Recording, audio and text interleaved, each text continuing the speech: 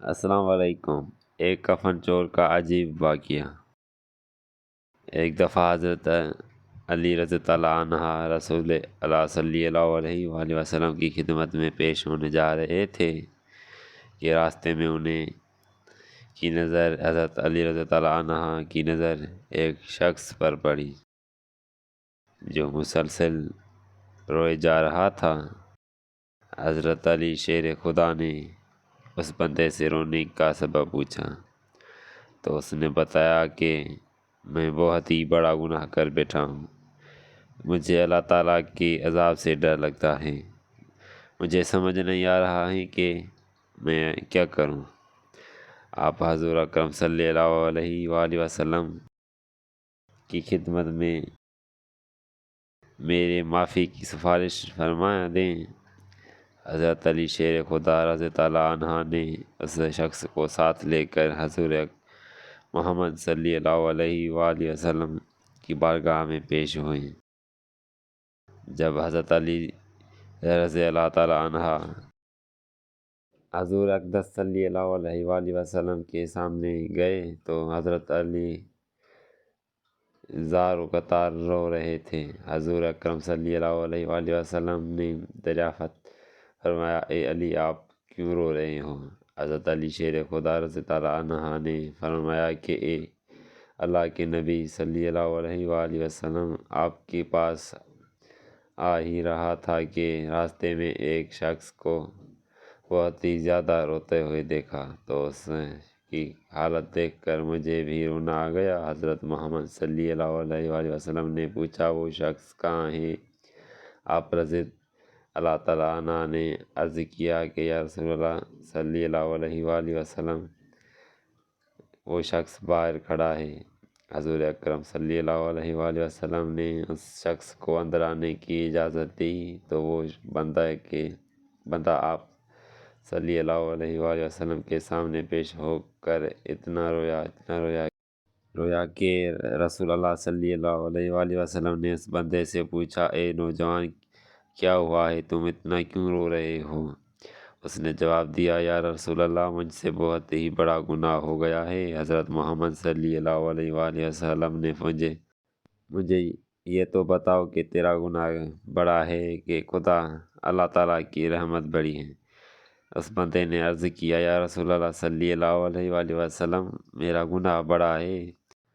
پھر آپ صلی اللہ علیہ وآلہ وسلم نے فرمایا کہ تیرا گناہ بڑا ہے کہ خدا کی قدرت بڑی ہے۔ اس نے عرض کیا کہ یا رسول اللہ صلی اللہ علیہ وآلہ وسلم میرا گناہ بڑا ہے۔ حضور محمد صلی اللہ علیہ وآلہ وسلم نے فرمایا کہ کیا تو نے شرک کا ارتکاب کیا ہے؟ بندے نے عرض کیا، یا رسول اللہ صلی اللہ علیہ وآلہ وسلم میں نے شرک کا ارتکاب نہیں کیا۔ حضور اکرم صلی اللہ علیہ وآلہ وسلم نے فرمایا، کیا تو نے کسی بندے کو قتل کیا ہے؟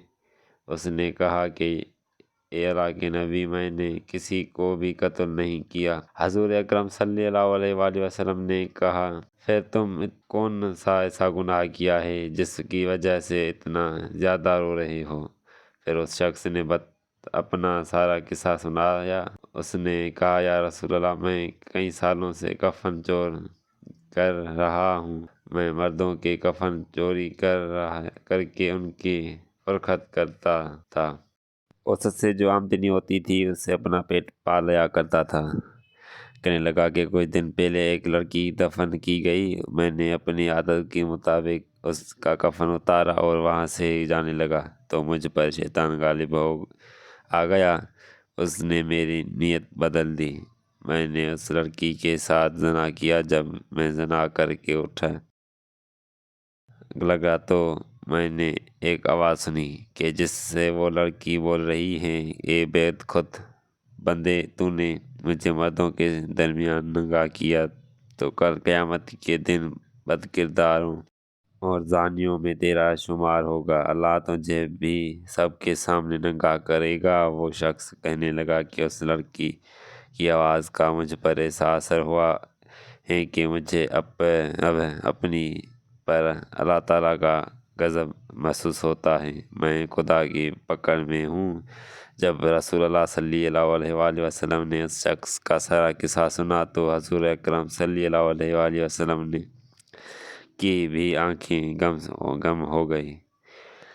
حضور اکرم صلی اللہ علیہ وآلہ وسلم نے فرمایا تو نے واقعی بہت بڑا گناہ کیا ہے۔ حضور نبی صلی اللہ علیہ وآلہ وسلم کی زبان مبارک سے جب یہ الفاظ نکلے یہ بہت ہی بڑا گناہ ہے تو وہ شخص روتا ہوا باہر نکل گیا۔ اس نے سوچا کہ رسول اللہ صلی اللہ علیہ وآلہ وسلم اس وقت بہت ہی ناراض ہیں، ایسا نہ ہو کہ آپ صلی اللہ علیہ وآلہ وسلم کی زبان مبارک سے کوئی ایسی بات نہ نکل جائے جو میری بربادی کا مزید سبب بن جائے۔ وہاں سے نکل کر وہ شخص جنگل اور پہاڑوں کی طرف چلا گیا۔